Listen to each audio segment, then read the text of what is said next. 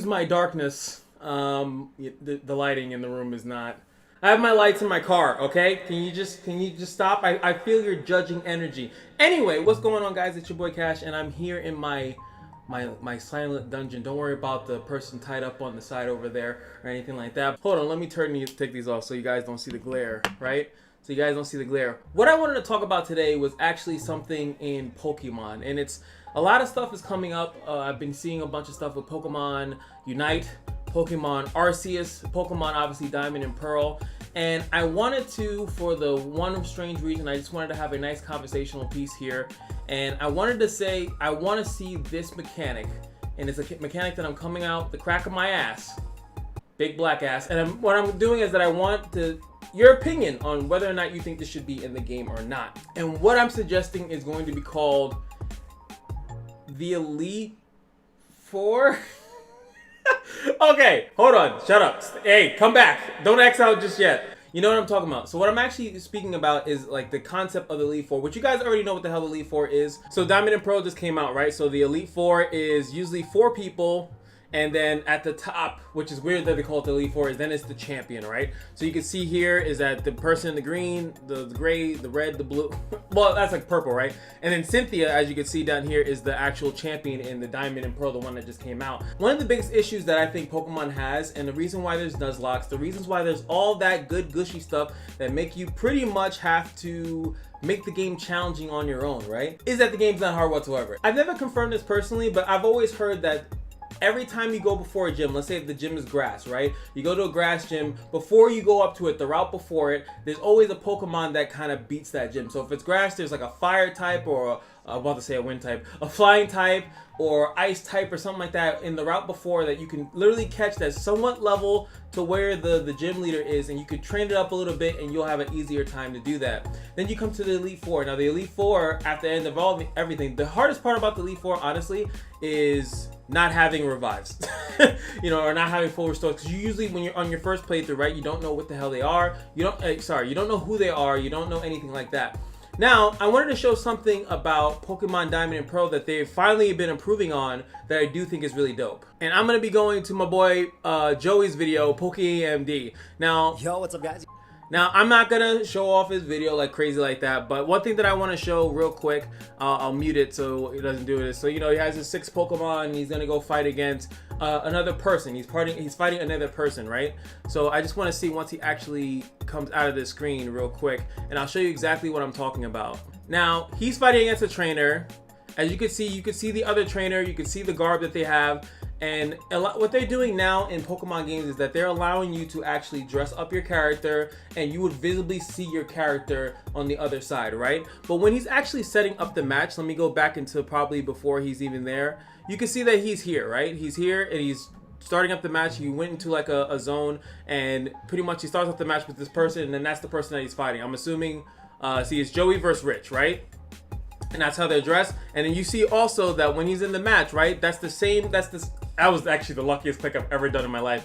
But that's the same guy, right? So it's the same person that you see fighting in there. So when I say I want to make the Elite Four, I'm not literally saying like the Elite Four is in there, but I want it to be a literally ranked version of the Elite Four. We could even go deeper than that, but let's start with the first concept. So the Elite Four technically is a 5-man battle, which it should be called the Elite Four when it's 5 people that you have to fight. But it's a 5-man battle, right? So what if we took the top 5 people ranked in the game, and I would say, let's say, give them a week, maybe 2 weeks from launch, right? Because first people have to beat the game. Actually, to be fair, it should be a week, but let's say you have to beat the game, right? And then you have to train up or whatever, breed, do all that stuff. Once you do that, then you have to actually go to the process of, oh my god, it's so dark in this room. It's like, I'm sorry.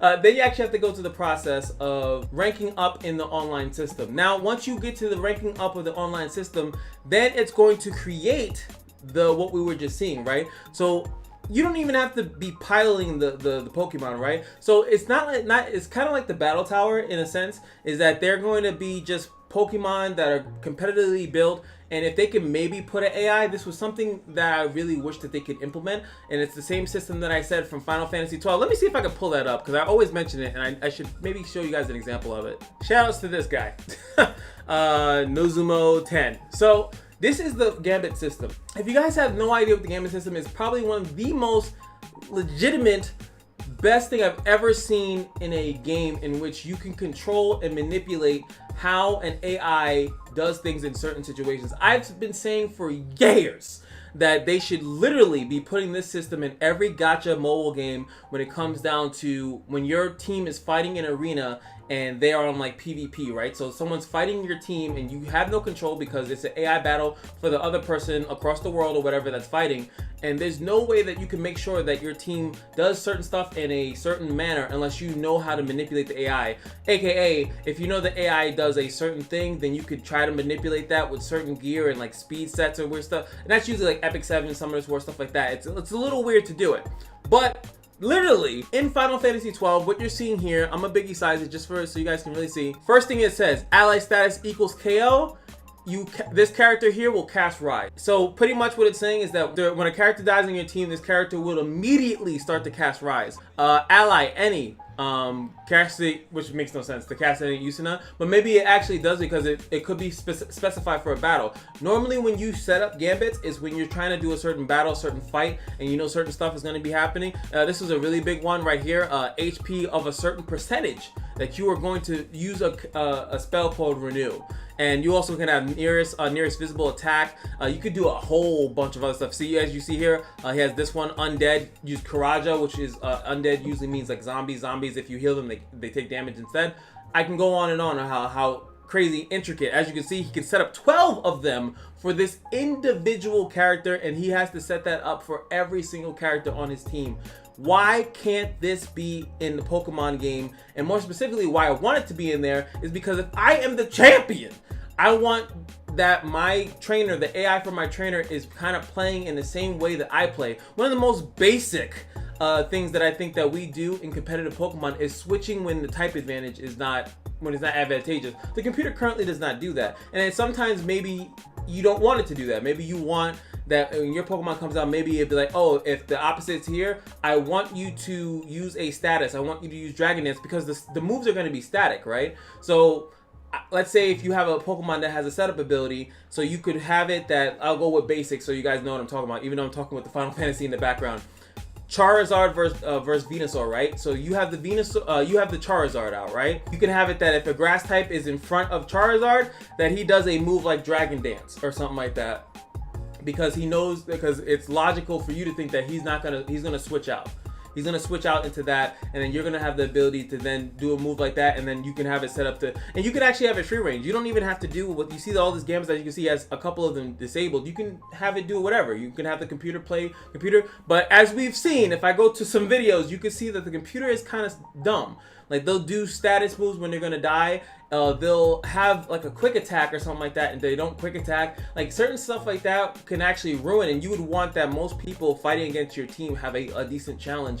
Or they can do an even crazier system, because now I'm going deep into it, that maybe if you're online, and this is something that we've learned from the mobile games, is that if you're online and actively playing, that they can send you an alert that, hey, would you like to participate in this gym defense or something like that?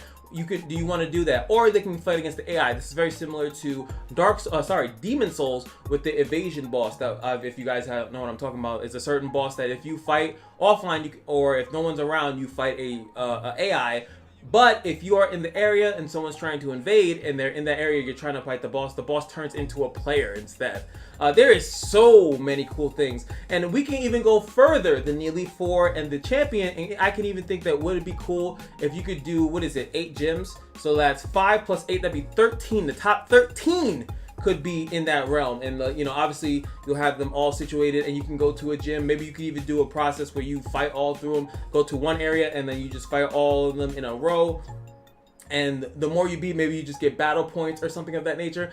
I just want cool shit, and I think that this idea, it just popped into my head.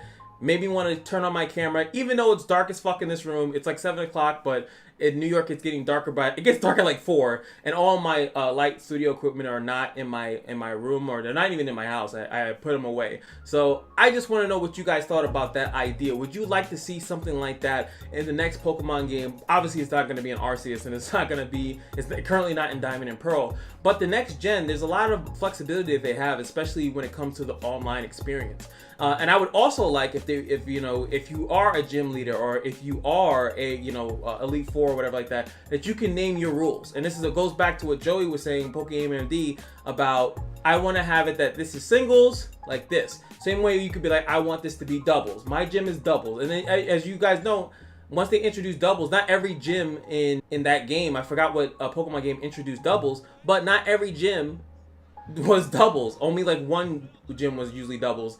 Going forward, after they introduced it, like only one gym was doubles. But let's say if you wanted to, I'm a doubles player, and I know my friend, my coworker, he's doubles. He's VGC out of his ass, so he's not even dealing with single sets and stuff like that.